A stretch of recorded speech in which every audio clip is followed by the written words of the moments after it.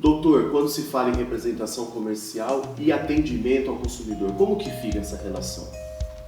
Olha, a pergunta é interessante porque, como nós conversamos aqui, o representante ele é um colaborador, ele passa a ser a ponta de negócios da empresa. Então, a empresa muitas vezes está ilhada e com os seus representantes que de fato estão ali vendendo o produto, tendo relação com quem efetivamente os adquire.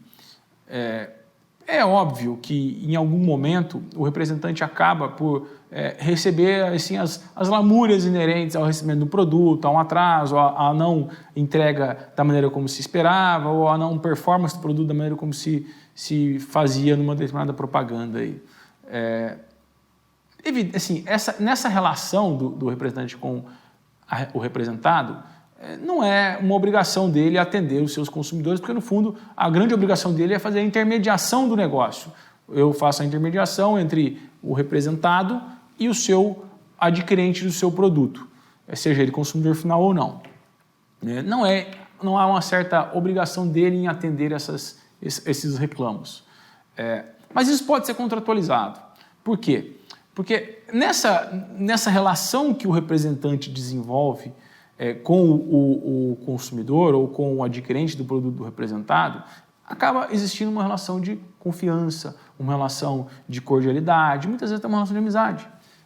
Então, assim, o ideal é que, de alguma forma, o contrato de venda comercial traga uma certa possibilidade de que o representante exerça este papel e, de alguma forma, seja remunerado por isso. Eu repito, não está na obrigação principal do representante fazer este atendimento. Isto, no fundo, é uma obrigação de quem produz e vende o produto, que é o representado. Mas é quase que impossível de se correr da situação de que ele, de fato, tem a relação com o adquirente do produto. Então, ele que, de fato, muitas vezes é o primeiro a receber essa reclamação. Então, estabelecer uma regra clara e transparente de quais são os deveres dele neste momento é importante. Bom, doutor, a questão do representante comercial, ele não é do quadro da empresa, ele não é um funcionário, colaborador da empresa, mas ele tem acesso a informações dessa empresa. Como que é o sigilo das informações? Como que pode ser... pode estar no contrato, deve estar no contrato, é um conselho que você daria? Como que funciona? Deve sim estar contratualizado.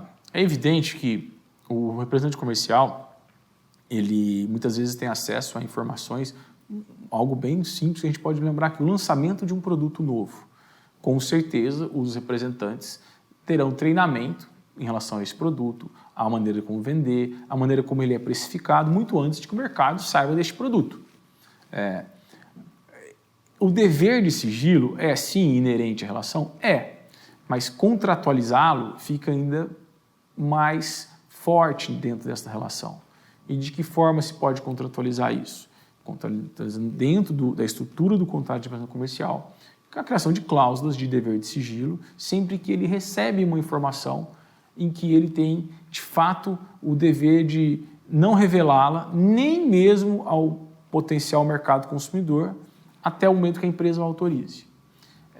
Recomenda-se também que, dentro desta relação, contratualizado esse dever de sigilo, sempre que informações são levadas ao representante e que ele deva, de fato, não revelá-las, que se fique claro em alguma comunicação, ou mesmo em reuniões de treinamento, e que se faça, talvez uma recomendação, uma ata de treinamento em que estiveram presentes tais e tais representantes para um treinamento específico em relação a um produto novo, uma tecnologia nova, sobre uma nova forma de precificar os nossos produtos, e que estas pessoas, por obrigações contratuais, têm o dever de manter sigilo e confidencialidade em relação a isso daí.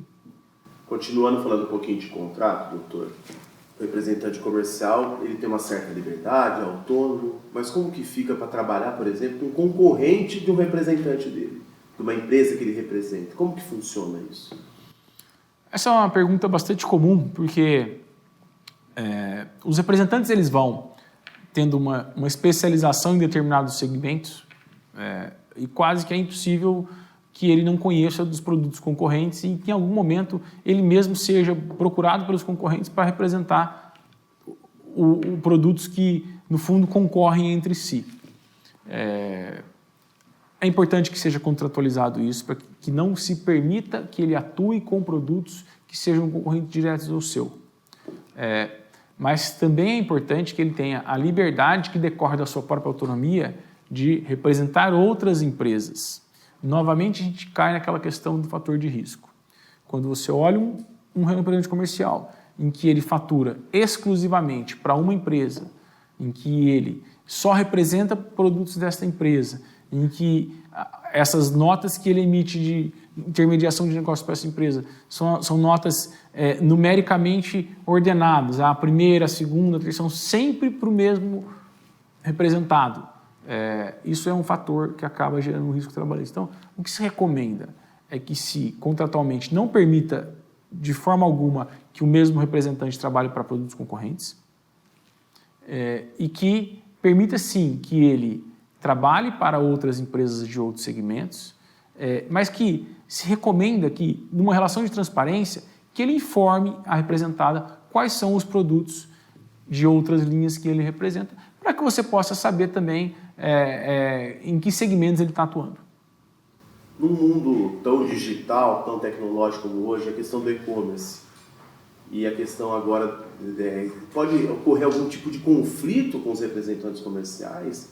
Esse novo método de vendas que ocorre, que qualquer região pode trabalhar, como que funciona? Olha, a lei de representação comercial, ela é uma lei que tem mais de 40 anos. Então, quando ela foi idealizada, não se tinha a ideia de um mundo tão digitalizado e tão com um comércio eletrônico tão forte como se tem hoje. Então, se a gente olhar a estrutura da lei, ela tem uma estrutura que busca entender que os representantes eles são definidos por áreas.